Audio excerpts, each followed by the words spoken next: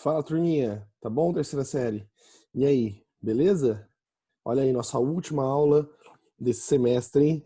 E vamos ter aí uma semaninha para descansar, né? Dar uma relaxadinha e voltamos com o segundo semestre e o terceiro bimestre, tá bom? Na aula passada, pessoal, eu fiz uma relembrada, né? Uma retomada de que a gente viu até então, pré-modernismo, vanguardas europeias, modernismo, né? Primeira geração. E na aula de hoje eu vou fazer a correção da prova da P2 com vocês, tá? Pontuando algumas questões ali, analisando, né, com vocês. Para a gente encerrar aí de uma forma legal, bacana, esse bimestre, tá bom? E aí nos próximos a gente vai estudar a segunda geração modernista e a terceira geração modernista. E aí a gente encerra o conteúdo de literatura. Tá bom, turminha? Então vamos lá, né? Bom, aqui tá a prova de vocês, né? Foi a P2. E aí, vamos lá. Primeira questão aqui, né, da Unifesp. Leia o trecho do poema Os Sapos, do Manuel Bandeira, né? Aí tem o trecho, tem o poema. O sapo tanoeiro diz: Meu cancioneiro é bem martelado, vede como primo em comer os hiatos. Que arte, e nunca rimo, os termos cognatos. Meu verso é bom, frumento sem joio. Faço rimas com consoantes de apoio. Percebe que ele faz todo um jogo aí, né, gramatical, fala de ato, né, aspectos importantes aí, né, na divisão silábica, na acentuação gráfica, vamos dizer, né, a partir da gramática, acentuação gráfica que a gente estuda sobre ato, de tom, aquelas coisas maravilhosas. Vai por 50 anos que lhes dei a norma, reduzi sem danos, a formas a forma. Clame a saparia em críticas céticas. Não há mais poesia, mas há artes poéticas. Beleza. E aí ele pergunta assim: no trecho, o sapo tanoeiro representa uma sátira aos. Bom, galerinha, essa aqui era muito fácil. Por quê, professor? Porque se vocês prestaram bastante atenção, entenderam, né? Os modernistas como um todo, né, da primeira geração, eles eram totalmente contra os parnasianos, tá bom?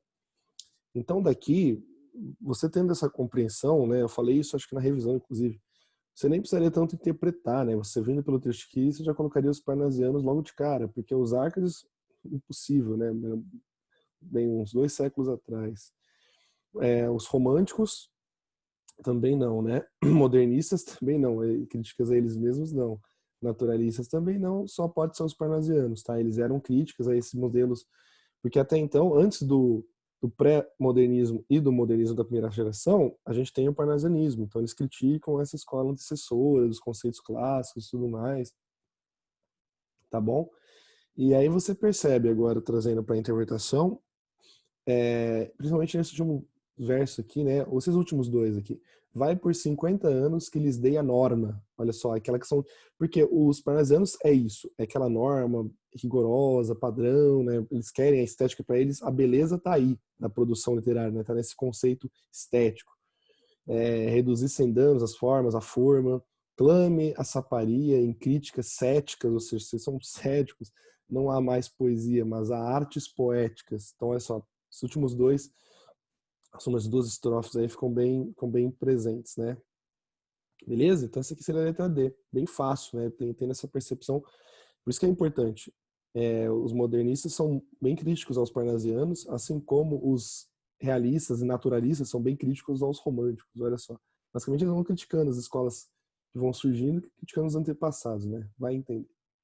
2. Essa aqui, eu acho que eu já trabalhei essa questão com vocês, né? Não lembro, mas Heloísa, faz versos, Pinote, sendo preciso, quadrinhas, acrósticos, sonetos, reclames.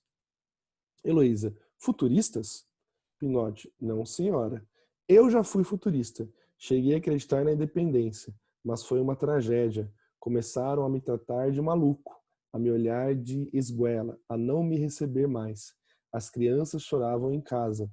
Tenho 3 filhos. No jornal também não pagavam. Devido à crise, precisei viver de bicos.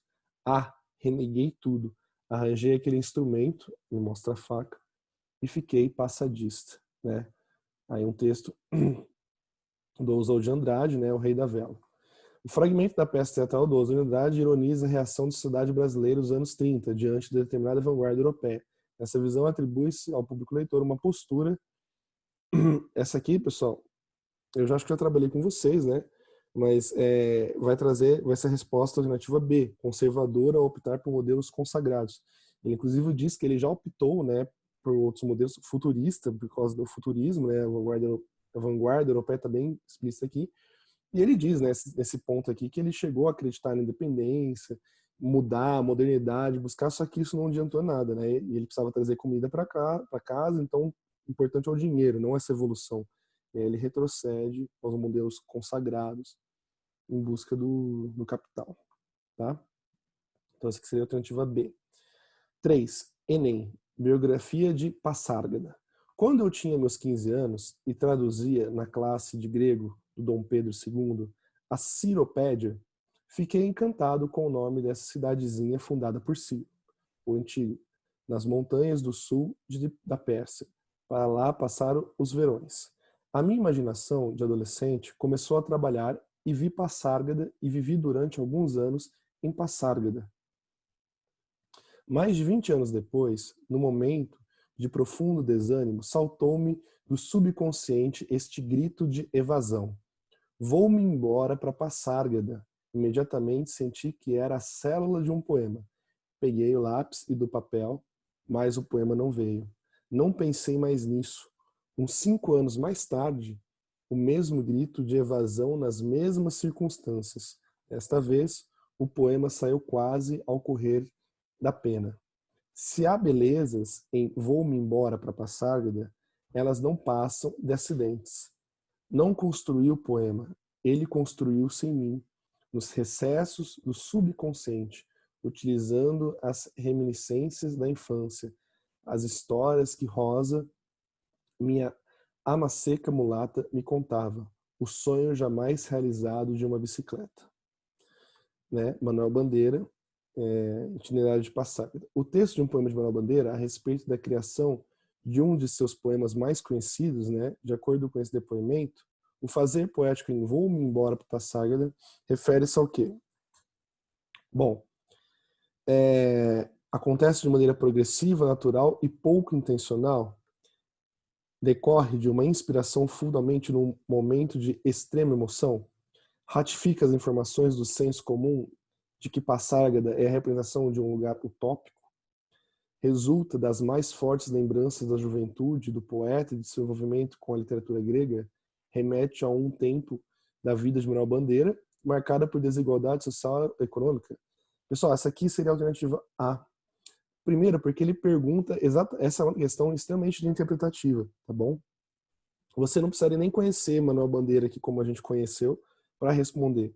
Porque ao você ler o texto, você percebe que quando ele traz a poesia, ele vai querendo, ele diz o quê? Principalmente aqui nessa parte aqui, né? Que o poema não veio quando ele quis, mas que ele veio de forma natural, que ele foi aos poucos se construindo, ou seja, de forma progressiva, e basicamente sem nenhuma intenção. Apesar dele pensar na produção desse poema, ele nunca que forçou isso, sabe? Veio de forma natural. Então seria a alternativa A, ok?